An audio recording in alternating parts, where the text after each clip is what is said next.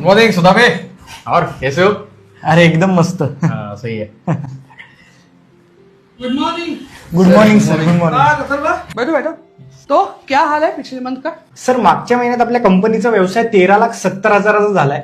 8 लाखाच्या ऑर्डर्स अजून पेंडिंग आहेत आणि आपल्या कंपनीचं 12 लाखाचं एक पेमेंट द्यायचे उद्या.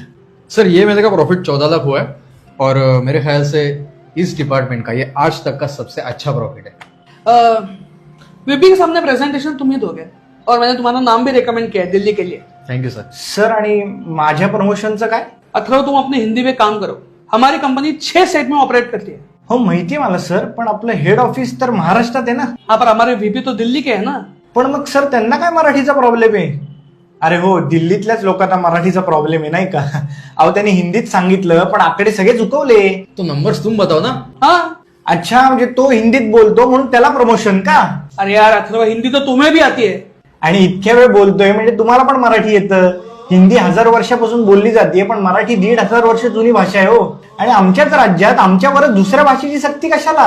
अथर्व बदतमीज हो रहे हो. हाँ, तुम्हारी जॉब जा सकती है. नाही फरक पडत. मला जॉब अकाउंट्स येतं म्हणून लागलाय, हिंदीच्या जीवावर नाही. आणि तुम्हाला पण व्यवसाय महाराष्ट्रातच का करायचा असतो? कारण का तुम्हाला माहिती आहे इथली लोक चांगली आहेत म्हणून. एवढीच जर हिंमत असेल ना तर दुसऱ्या कुठल्याही राज्यात हेड ऑफिस चालू करून दाखवा. महाराष्ट्रात जर असेल ना तर मराठीच. ऍक्च्युली बरोबर आहे सर. मला सुद्धा प्रमोशन माझं काम चांगलं म्हणून हवंय, तुमच्याशी हिंदी बोलतो म्हणून नाही. पास तुम भी. आम्ही महाराष्ट्रात मराठीच.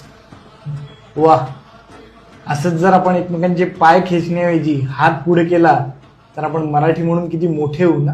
सटकून टाकती राख नव्याने जाग पेटू दे आग मराठी.